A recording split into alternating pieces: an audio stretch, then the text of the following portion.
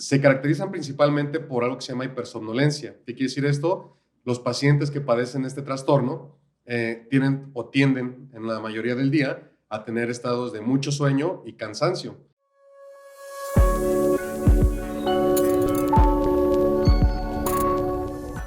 ¿Qué tal, amigos? ¿Cómo están? El día de hoy tenemos un invitado especial. Les presento al doctor Aníbal Guerrero, especialista en neumología clínica. También, igual que yo, orgulloso egresado del Centro Médico Nacional de Occidente, acá en Guadalajara. Y el día de hoy en Medicando tenemos un tema muy especial para ustedes, un tema que a mi gusto es de relevancia por la relación que tiene con demás enfermedades, y es un tema que pocas veces se ha abordado conforme debe de ser lo necesario aquí en nuestra ciudad. Este tema es el síndrome de apnea obstructiva del sueño. El síndrome de apnea obstructiva del sueño, para que lo podamos entender un poco más, es un estado clínico que, como su nombre nos dice, es un síndrome, es un conjunto de signos y síntomas que se caracterizan principalmente por algo que se llama hipersomnolencia. ¿Qué quiere decir esto? Los pacientes que padecen este trastorno tienen o tienden en la mayoría del día a tener estados de mucho sueño y cansancio. Normalmente se acompaña también de sueños no reparadores, por ejemplo, y algo que la característica principal que tiene el síndrome es la obstrucción de las vías respiratorias, principalmente en las partes superiores, que pueden ser de muchas formas. Para este tema me gustaría profundizar un poquito más con nuestro invitado de honor, el doctor Aníbal, que nos hable un poquito más acerca del tema. Aníbal, no sé si te ha tocado ver al mismo tiempo, igual que nosotros como especialistas, que es muy alta la prevalencia de los pacientes que tienen síndrome de apnea obstructiva del sueño, y que muchas veces ha sido, pues vamos, el bemol en la especialidad. ¿Por qué? Porque normalmente también se acompaña o se enfrenta el médico con enfermedades secundarias. ¿Qué quiere decir? Hipertensión, que es asociada, por ejemplo, hipotiroidismo, otras enfermedades que vamos detectando y que muchas veces la causa principal es la apnea obstructiva del sueño. No sé qué nos puedas comentar acerca de esto. Así es. Bueno, como tú lo dijiste, sí tiene todo este espectro de enfermedades y pues tristemente es una enfermedad muy infradiagnosticada. ¿Qué quiere decir? No la identificamos lo suficientemente, no hacemos los cuestionarios adecuados. ¿Por qué? Porque la mayoría de los síntomas que tiene el paciente no lo relaciona con algún problema en específico y casi todos se presentan durante el dormir. Y efectivamente la importancia de diagnosticar esta enfermedad, de saber que existe y tratar al paciente radica tanto por las complicaciones a corto plazo como las complicaciones a largo plazo. Tú lo has dicho, se ve acompañado de otras enfermedades. Sabemos que la apnea del sueño aumenta el riesgo de enfermedades cardiovasculares, aumenta el riesgo de presentar hipertensión. Son pacientes que a lo mejor están tomando 2, 3 pastillas para la presión y aún así no logramos controlarla. Existe también riesgo para enfermedades cerebrales. Hay estudios que demuestran que tiene relación con el Alzheimer, por ejemplo. Incrementa el riesgo de embolias, hemorragias, y aparte complica o tiene otras alteraciones a nivel metabólico. ¿Qué estoy hablando de esto? Mayor resistencia a la insulina, que viene siendo diabetes. Son pacientes que hacen más fallo renal, entre otros. Entonces, sí es una enfermedad muy, muy importante porque aparte que aumenta el riesgo, también complica enfermedades que ya podemos tener en algún momento. Claro, fíjate, ahorita que comentas eso, sí me gustaría platicar un poquito acerca de un paciente en particular. Debido a mi especialidad, una vez me acuerdo muy bien de esa paciente. Tuve una paciente con hipertensión que consideraban refractaria. Para empezar, la hipertensión refractaria tiene una definición concreta. Y cuando me llega a mí el paciente, pues realmente no era una hipertensión refractaria, pero era una hipertensión de difícil control. La paciente efectivamente tenía 4 medicamentos antihipertensivos y no lograba llegar todavía a la presión meta, ¿no?, que nos establecen los lineamientos internacionales. Sin embargo, hubo algo que me llamaba mucho la atención, y que yo dije, bueno, esta paciente había pasado por muchos especialistas ya de diferentes áreas, pero nunca se pusieron a ver que efectivamente la paciente tenía sobrepeso, era una obesa en grado 2, buen peso. Un dato muy importante. Exactamente. Otro de los puntos bien importantes es que la paciente me decía que siempre se levantaba con sensación de que no pudo descansar adecuadamente. Y 3, me comentaba mucho el que a veces en pláticas importantes o en pláticas se quedaba dormida y no se daba cuenta, ¿no? Y algo más marcado fue que ella relacionó el aumento de peso que tuvo con también pérdida de memoria. Entonces, lo primero que hicimos, pues obviamente fue investigar la causa, ¿no? Porque teníamos un contexto de varias enfermedades crónicas, pero pues el origen de esto no es nada más control, es investigar si existe una causa desencadenante, ¿no? Así es. En este caso con ella se hizo la prueba de la poligrafía de sueño, y pues resultó con un riesgo severo, ¿no? Ujú. Algo que comentaste muy importante, que también se me hace importante comentarlo a nuestros escuchas, pues es esa parte, ¿no? Es importante que tanto las personas o los pacientes que tengamos, así como los médicos que estamos acostumbrados a ver este tipo de enfermedades, sepamos sospechar de que existe la enfermedad, ¿no?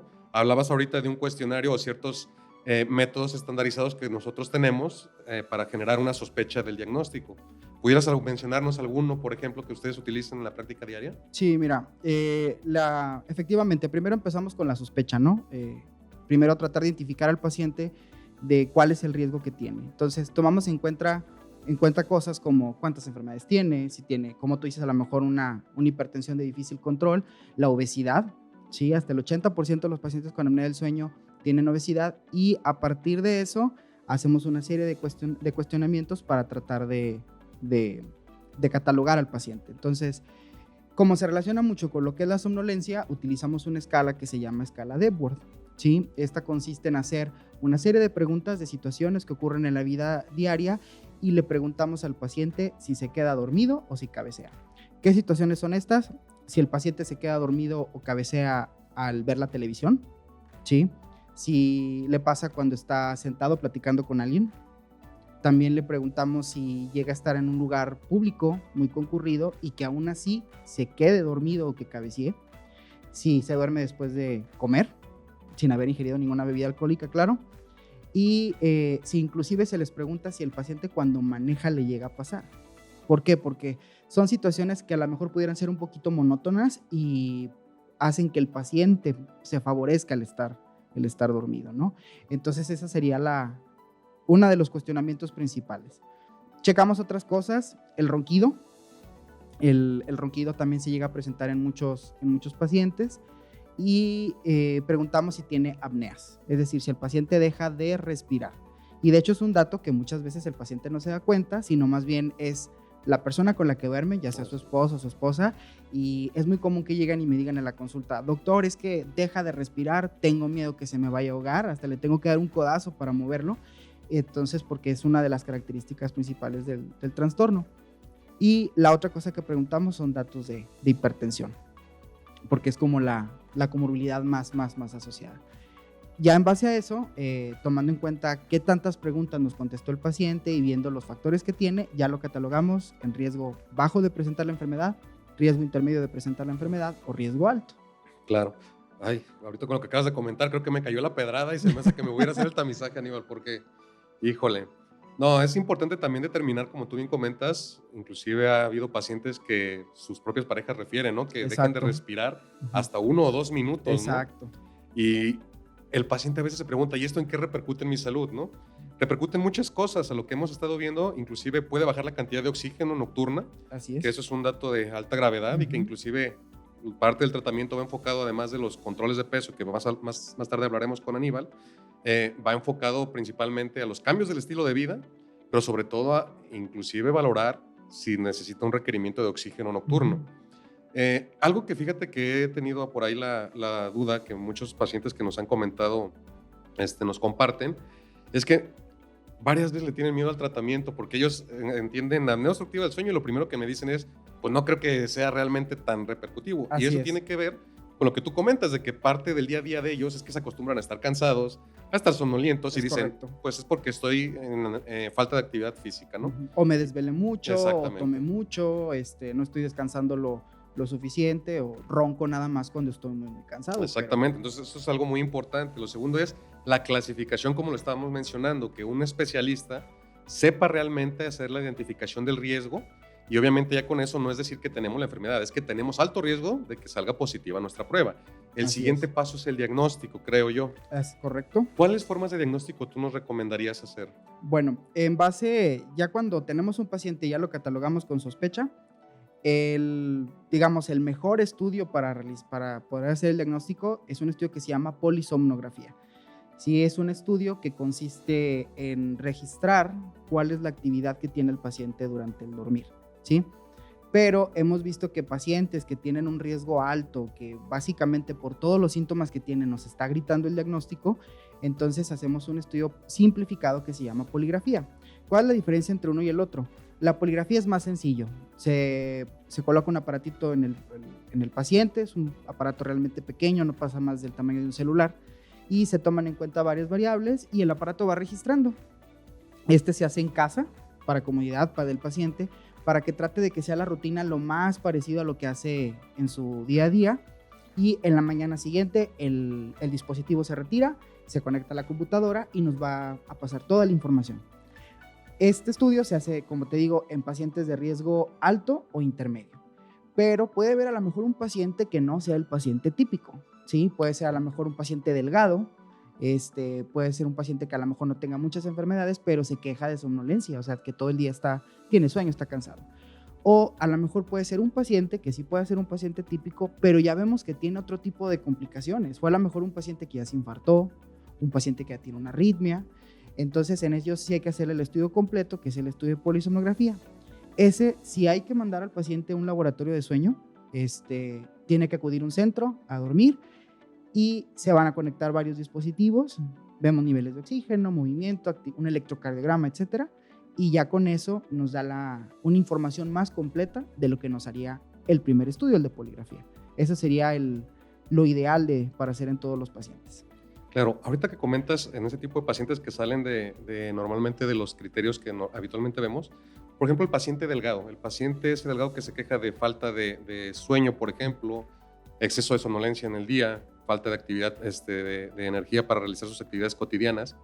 Esos pacientes, por ejemplo, ¿qué factores de riesgo pudieran tener? Por ejemplo, ¿pueden tener sinusitis o alguna otra enfermedades que se acompañen? Sí, como dije antes, el 80% es por el peso, pero hay pacientes que se salen de la norma, que tienen alguna otra clase de problema. A lo mejor son pacientes con una lengua muy grande, término conocido como macroglosia. Son pacientes que tienen sinusitis, desviación del tabique, tienen a lo mejor las amígdalas, las adenoides muy, muy grandes, y todo eso hace que el aire batalle para pasar o disminuya la cantidad de aire que el paciente puede respirar, y eso los hace como les presenta un factor de riesgo. También tenemos a lo mejor pacientes con otro tipo de enfermedades neurológicas. Te estoy hablando problemas como de miastenia gravis, una esclerosis, que vienen siendo enfermedades que conocemos como neuromusculares, que en ellos el diagnóstico no es tanto porque hay una dificultad para que pase el aire, sino que más bien tienen ellos ya un problema intrínseco para respirar, y eso pudiera predisponerlos a presentar apnea del sueño. Entonces, eso sería como que lo principal de pacientes que no cumplen, digamos, el estereotipo común del paciente, típico, pero que aún así pueden llegar a tener síntomas típicos de la enfermedad. Fíjate, eso es también muy importante. Ahorita que lo mencionas, también en la experiencia que estamos generando, me ha tocado ver muchos pacientes referidos de cierta especialidad, que es muy común que nos digan, no, es que tienes desviado el tabique y por eso estás... Correcto.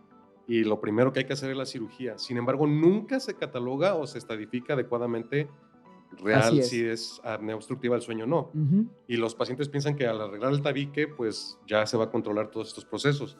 Aquí es importante destacarle a ustedes, nuestros amigos, que pues no es así. O sea, es importante que un especialista realmente dedicado y con experiencia en lo que es apnea obstructiva del sueño realice el diagnóstico. Porque la corrección de tabique, por ejemplo, en este tipo de pacientes, no garantiza que vaya a haber una mejoría de la apnea obstructiva. Eso es importante que lo sigamos determinado. Ahora, es muy importante también determinar, nosotros como seres humanos tenemos dos fases de sueño, lo que es la fase no REM y la fase REM. Ambas fases vienen de sus siglas en inglés de movimiento ocular rápido o no movimiento ocular rápido, que son las fases básicas que nos dividimos el sueño. Sabemos que una de estas fases se divide en dos fases, se subdivide, que la fase 1 y 2 es el sueño superficial, posteriormente la 3 y 4 es el sueño profundo. Pero sí me gustaría saber un poquito más acerca de trastornos, por ejemplo, que actualmente nos agobian mucho, que es la ansiedad, el estrés, el exceso laboral, por ejemplo. ¿Pueden influir en un trastorno del sueño que requiera una intervención por parte de un especialista? Generalmente, si el paciente estrictamente vemos que es a causa de alguna depresión, de algún estrés laboral, pudiera influir, pero no sería como el determinante principal. Aquí probablemente estos pacientes habría que estudiarlos, habría que checar, y a lo mejor tienen algún otro factor que hace que como tal llegaran a presentar el diagnóstico. Pero sí, definitivamente sí, lo de las etapas de sueño es importante. ¿Por qué? Porque cuando caemos en sueño profundo es cuando hay una relajación muscular, ¿sí? Entonces, solamente hay ciertos grupos de músculos que no que no llegan a relajarse, como el de los ojos, o el diafragma, que es el principal músculo respiratorio. Imagínate, se relaja el diafragma, sí, claro, y dejas de respirar completamente. Entonces sí es importante checar estas etapas del dormir, porque es en el sueño profundo, cuando uno ya se relaja, en donde la enfermedad se exacerba. ¿Sí? Se relajan los músculos de la garganta y es cuando el paciente presenta estos eventos. Pero sí, definitivamente ya un paciente que sea puramente por estrés, sería difícil que fuera la causa única de la apnea del sueño. Pero sí hay que estudiarlo como tal, es algo que debe tener tratamiento, porque a lo mejor esa persona va a tener mala calidad durante el dormir y puede darnos datos muy sugestivos de la enfermedad, pero sí es importante diferenciar una de otra. Ok. En ese monitoreo que se hace para determinar la gravedad de la apnea obstructiva del sueño, ¿nos puedes mencionar qué parámetros son los que miden? Sí. Los parámetros generalmente que se utilizan en un estudio simplificado, es decir, el que hacemos en casa, vemos el movimiento del tórax, se coloca una banda en el pecho, okay, se coloca una banda en el abdomen, vemos lo que es el movimiento abdominal, porque el aparato registra qué tanto esfuerzo estamos haciendo para respirar, ¿no? La otra cosa que checamos es la oximetría, es decir, los niveles de oxígeno. Se coloca un dispositivo en el dedo. Ahorita los oxímetros son muy comunes, sí, claro, sí, entonces todo el mundo los conoce. Y colocamos unas puntas nasales, es decir, unas cánulas de oxígeno, pero no nos da oxígeno. Lo que va a medir esa cánula es el flujo de aire. Entonces ese sería como el estudio más simplificado, y ya juntamos todas las variables y checamos si baja el oxígeno, si el paciente tiene esfuerzo para respirar y el flujo.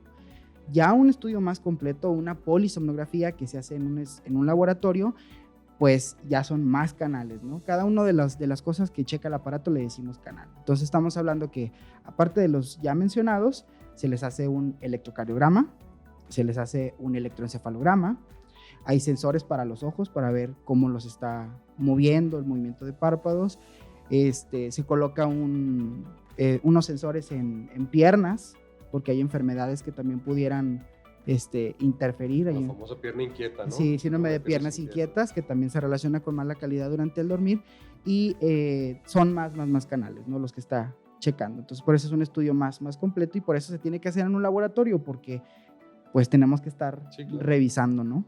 Sí, no, eso que comentas es muy específico, te agradezco la información. Algo que también quisiera ver es, por ejemplo, me ha tocado de las, digamos, enfermedades que más acompañan, aparte de la obesidad, es la hipertensión arterial, como bien comentas. Es correcto. Nos comentabas un poquito acerca de lo que es el riesgo cardiovascular. La gente, ¿cómo podría entendernos a nosotros qué es riesgo cardiovascular? ¿Cómo lo pudiéramos nosotros simplificar? En términos sencillos, pudiera definirlo como todos los factores que hacen que el paciente tenga una mayor, o que sea más propenso a presentar enfermedades cardíacas, ¿no? Y con ello, pues, todas las consecuencias que lleva, ¿no? Entonces, creo que esa sería la forma más sencilla. Y pues si esta enfermedad produce un alto riesgo cardiovascular, pues vemos que el paciente está en mayor riesgo de presentar problemas cardíacos. Muy bien. Por último, Aníbal, me gustaría nada más que me comentaras brevemente, para que ellos estén enterados, el tratamiento. Mucha gente tiene miedo al tratamiento porque le han dicho, sí, es que es una máquina, que es bien estorbosa, que es muy molesta. Exacto. Me gustaría nada más rápidamente concluir esta plática, pues sabiendo cuáles son los procedimientos que ustedes recomiendan para la apnea obstructiva del sueño. Ok, ya en términos muy generales son dos medidas, el tratamiento no médico y el tratamiento médico. El no médico, empezamos con medidas de higiene de sueño. Realmente pensamos que hacemos cosas para dormir bien y no las estamos haciendo bien. ¿Qué medidas? Ver la tele, ver el celular. Ver la tele, ver el celular, o irse a la cama a acostar y no realmente irse a dormir. No estar en un lugar adecuado, realmente tiene que ser un cuarto que esté adaptado, que esté oscuro, que no haya mucho ruido, etcétera. Entonces, primero tomamos en cuenta esas medidas. Y el tratamiento médico es utilizar un dispositivo que se llama CPAP. Es una mascarilla que se utiliza durante el dormir y se va a encargar de empujar aire. Esto es con la finalidad de que la garganta no se colapse. Efectivamente se tiene mucho miedo porque, pues ven, es un dispositivo, es un aparato que tienes que utilizar todos los días y que está al lado de tu cama, pero en realidad no hay nada que tener miedo. O sea, el aparato no hace ruido. ¿Sí? No hace ruido, no molesta al paciente, y al contrario tiene muchos beneficios. Cuando vemos que el paciente ya realmente lo está utilizando, mejora calidad de sueño, ya realmente está descansando. El paciente cree que dormía, pero realmente no estaba durmiendo bien, ¿sí? y se pueden mejorar parámetros, como digo, la de la presión, se empieza a controlar, etcétera. Entonces, ya son cosas que vamos viendo conforme va pasando el tiempo, pero ese sería el tratamiento, el CPAP. Pues Aníbal, te agradecemos mucho nuestra visita. A ustedes les comento, el doctor Aníbal es parte del staff honorario del Grupo Médico Avanzare. Y para cualquier información, contacten a nuestros teléfonos. Saben que cuentan con nosotros. Somos una familia de médicos especializados y nuestro interés principal es mejorar la calidad de tu vida. Les agradecemos por este audio y por este video y seguimos en contacto para más información médica. Cuídense mucho. Muchas gracias, Aníbal. Muchas gracias, buen día, hasta luego.